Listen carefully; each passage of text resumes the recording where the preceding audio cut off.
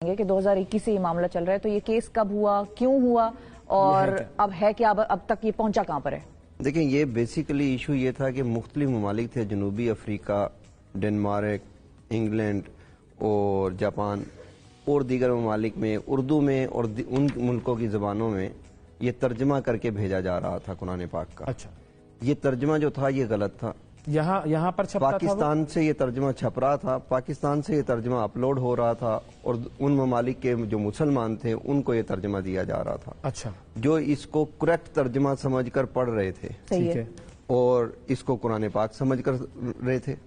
اب مثال کے طور پہ آپ نے سکرین پہ یہ امیج جو لگایا، سورہ بقرہ کا پہلا چند آیات ہیں، وہاں پہ ایک فقرہ ہے، آیت کا حصہ ہے، وَبِالْآخِرَةِ ہم یوقنون، بالکل، ہم آخرت پر یقین رکھتے ہیں۔ ہاں، اب وہاں ترجمہ یہ ہوا ہے کہ آئندہ آنے والی موعود باتوں پر یقین رکھتے ہیں۔ یہ موعود باتیں کون سی ہیں؟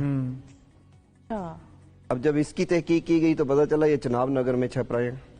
چناب نگر میں؟ چناب نگر ہے، چناب نگر میں، جی ٹھیک، چنوٹ کے اندر بڑا مشہور جگہ ہے، بالکل بالکل۔ وہاں یہ 2013-14 سے جی احمدیہ کمیونٹی سے ربوہ اس کا دوسرا نام ہے، وہاں پر یہ چھپ رہے تھے۔ وہاں 2013-14 سے یہ رپورٹس آ رہی تھیں، ہم نے درخواستیں دی، وزیر اعظم کو درخواستیں دی، ہیومن رائٹس سیل جو سپریم کورٹ کا ہے وہاں درخواستیں دی، ہر اس جگہ پر درخواستیں دی گئی جہاں پر کوئی اثر شنید ہو اور یہ جو چھپ رہے تھے اس کے بعد یہ باہر کی دنیا میں صرف باہر کی دنیا میں بھی جا رہے تھے، پاکستان میں بھی جا رہے تھے، ہر جگہ جا رہے تھے، یہ پوری دنیا میں پھیل رہے تھے یہ، اور ان کی جو طباعت تھی وہ بقیہ طباعت سے زیادہ سپیڈ سے تھی۔ اچھا، آخر میں سپریم کورٹ اور دیگر وزیر اعظم ہاؤس سے یہ آرڈر گئے، اس پہ ایک کمیٹی بنی، اوقاف کے منسٹر نے اس کو ہولڈ کیا، اس میں یہ چیزیں سامنے لائے، ہم نے وہ سارے نسخے ان کو دیے، لسٹیں دی کہ یہ ویب سائٹس ہیں، یہ قرآن پاک کے نسخے ہیں، یہ کتب خانے ہیں جہاں سے یہ نکل رہی ہیں، ٹھیک ہے۔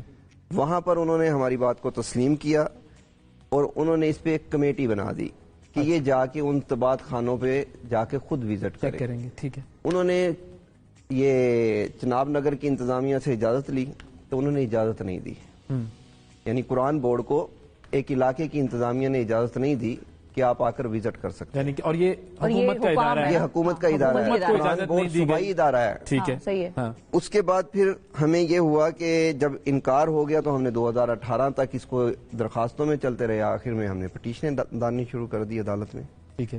یہ پٹیشنیں ڈالی گئیں، اس میں جو جسٹس صاحب تھے انہوں نے تمام کمیونٹی کو سنا، احمدیہ کمیونٹی کو بھی سنا، صحیح ہے، اور وہاں احمدیہ کمیونٹی نے یہ کلیم کر دیا کہ یہ بیسیکلی ہمارے پرنٹنگ پریس ہی نہیں ہے، اچھا، ہم چھاپ ہی نہیں رہے ایسا کچھ بھی، ٹھیک ہے۔ اس پر ہم نے سارے نسخے دیے، فیصلہ ہو گیا، فیصلے سے دوسرے دن بعد یہی نسخے وہاں مدرسۃ الحفظ ہے جو احمدیہ کمیونٹی کا ان کا سرکاری مدرسہ سمجھ لیں، وہاں پر موجود تھے، وہاں پر یہ تقسیم کیے گئے نسخے۔ عدالت نے فیصلہ کیا دیا تھا؟ عدالت نے تو فیصلہ دیا یہ جہاں جہاں ہیں ختم کر دیں ان کو، روکیں، پرنٹنگ کو روکیں، نسخوں کو روکیں، ویب سائٹوں کو روکیں، ٹھیک ہے، چلیں اگر کوئی یہ نہیں مان رہا کہ یہ اس سے میرا تعلق ہے لیکن روکیں تو صحیح ہے۔ جب یہ معاملات ہوئے تو وہاں پہ نسخے تقسیم ہوئے، ہم نے پھر وہاں کی انتظامیہ کو بتایا گیا کہ یہ نسخے کل تقسیم ہوں گے یہاں پہ، انتظامیہ نے کہا کہ جی یہ نہیں ہوں گے، لیکن اس کے باوجود یہ نسخے تقسیم ہوئے، ہم نے درخواستیں دی کہ جی اب ایف آئی آر کاٹیں، اب تو جرم ہو گیا، اس کے باوجود کوئی ایف آئی آر درج نہیں ہوتی۔ اچھا، پھر ایک جے آئی ٹی بنتی ہے، اچھا، اس جے آئی ٹی میں ڈی پی او چنوٹ صاحب اس کو ہیڈ کرتے ہیں اور ہر ادارے کا جو ممبر ہے اس کا حصہ پارٹ ہوتا ہے، اس کے باوجود وہ رپورٹ یہ آتی ہے کہ ہم جھوٹے ہیں وہ سچے ہیں، آپ لوگ درخواست گزار، جی ہم درخواست گزار جھوٹے ہیں۔ رپورٹ کس نے دی؟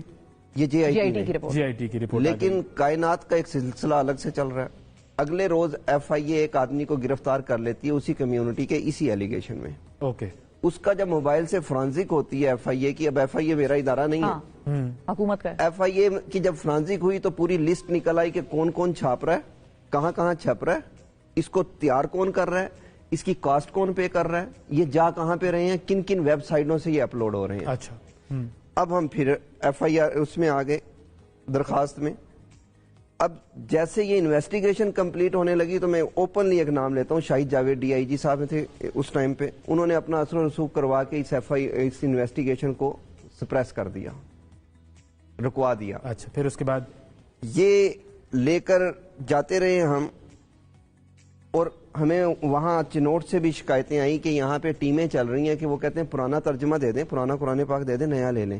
اچھا، لوگوں کے گھروں میں گھروں میں جا کے فری وہ دے رہے تھے. جب جا کے چیک کیا تو وہ فری یہ والا تھا، غلط ترجمے والا، غلط آیات والا.